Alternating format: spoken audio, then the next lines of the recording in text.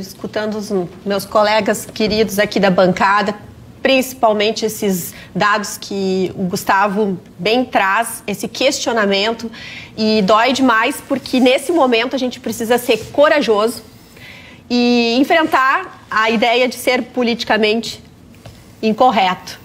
E nesse momento não é saúde versus economia, é coragem versus poder. Tem uma coisa muito mal contada nessa história.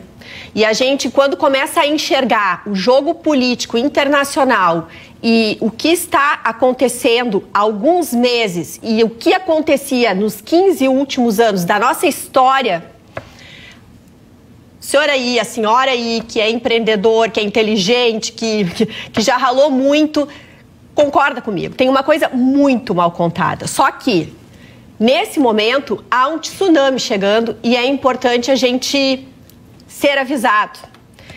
A maior economia do mundo hoje está descarrilhando. Os Estados Unidos, que estava com pleno emprego, há 2 semanas atrás, o pleno emprego fazia com que as pessoas escolhessem trabalhar no emprego que quisesse. E, em média, havia pedidos de seguro-desemprego em torno de 280 mil pedidos. Pois dados da semana passada, não dessa semana, já contabiliza o número recorde da história dos Estados Unidos. Mais de 3 milhões de pedidos de seguro-desemprego na semana passada, na maior economia do mundo, sendo que os setores mais atingidos são serviços, hospedagem e alimentação. Nós aqui no Brasil, mais de 60% do nosso PIB, da nossa riqueza, da força produtiva do nosso país, vem do setor de serviços, que hoje amargura um tombo absurdo.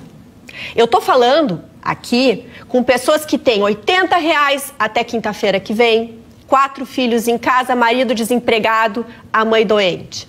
Pessoas que não têm mais nada na geladeira agora, empreendedores que estão demitindo hoje, pessoas que estão recebendo carta de demissão, empreendedores fantásticos, empresários que sempre tiveram respostas, sempre tiveram à frente do fronte, se sentem hoje impactados por algo que nós nunca vimos nesse país que se diz democrático. Nós estamos presos em casa, porque o poder assim nos manda.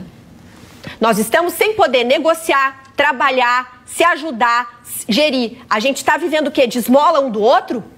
Contando com um Estado que foi saqueado nos últimos anos e que está muito infeliz esses que perderam o poder. Muito infeliz.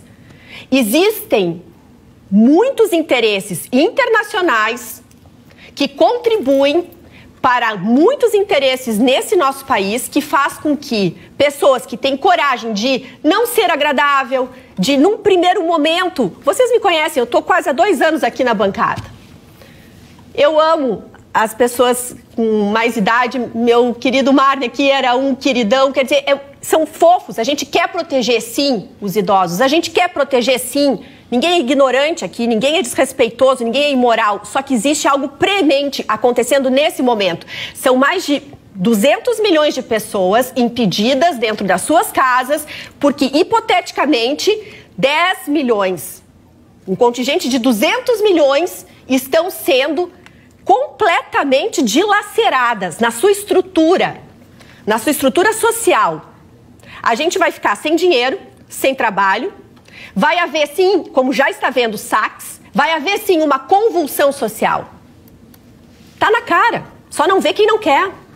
É muito grave o que está acontecendo no nosso país, é muito grave o jogo internacional e vou ser bem sincera, quando o presidente Trump teve aquela decisão de fechar o seu país lá na quarta-feira de 15 dias atrás, se não me engano, ali eu disse, bah, agora a coisa degringolou. E o que está acontecendo agora, eu comecei a antever lá há 15 dias atrás e o mundo aqui continuava normal e eu pensava, bom, vamos confiar nas autoridades, vamos a confiar. Eu gostaria que essas autoridades, prefeitos, governadores, fossem checar na casa de cada um de nós brasileiros, se nós tivéssemos a condição de votar nas urnas, se a gente gostaria de estar confinados todos em casa ou se a gente gostaria daquele confinamento aonde a gente isola os grupos de risco, respeita os grupos de risco e quem tem condições, vá trabalhar, vá produzir, vá gerar economia. Vamos gerar. Olha os dados que nós tínhamos no final desse ano. Tem muita gente feliz hoje com um discurso, com o mesmo discurso. O mesmo discurso que o Partido dos Trabalhadores teve, que era social, que era bonito, que era bacana, e que sacaneou justamente os trabalhadores, é o que eu estou vendo hoje. Então eu peço licença aos senhores, eu estou sendo, sim, muito corajosa. E eu sei que politicamente o correto era dizer, vamos todos ficarmos em casa. Sim, vamos nos matar todo mundo. Então, assim, governador do estado do Rio Grande do Sul, prefeito da minha cidade, Porto Alegre, hoje de aniversário, acordem. Vocês estão nos colocando numa situação que vai gerar um problema grave. E nunca antes nós vivemos o que nós estamos vivendo agora. E numa escolha de Sofia, tem que pesar. A hipótese está sendo cuidada. Qual é a hipótese? Da possibilidade das pessoas virem a contrair esse vírus e a falecer. Isso está sendo cuidado. Agora, ninguém está cuidando de algo que já acontece. As pessoas estão sem trabalho, sem emprego. Mais de 60% da força do nosso país é gerado por pessoas que estão correndo atrás de bico, de pessoas que não têm carteira assinada, que estão lutando, batalhando sem condições. É grave. Vocês estão dando um tiro não no pé de vocês, no coração da gente. Agora eu chamo meu querido Marne, ele adorava conversar comigo sobre o significado das palavras. Coragem vem do coração. Nós todos temos que ter muita coragem para peitar esse poder. Os Estados Unidos hoje virou o epicentro do coronavírus, com 82.404 casos. Passou a China, que tem 81.782 casos, e a Itália, que tem 80.589 casos.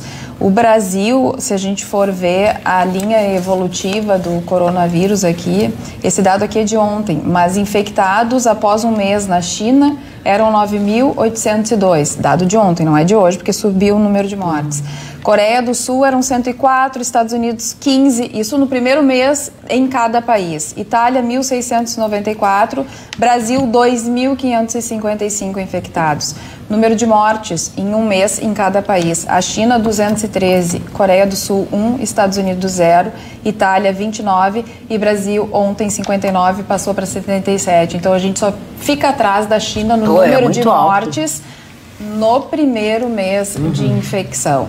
Com relação a Roberta ser corajosa, eu não acredito que o outro lado que defenda a saúde, que as pessoas fiquem um pouquinho mais e que depois retomem aos poucos as atividades, não seja também uma atitude corajosa, porque todos nós sabemos que as pessoas estão passando dificuldade, que as pessoas precisam ser ajudadas.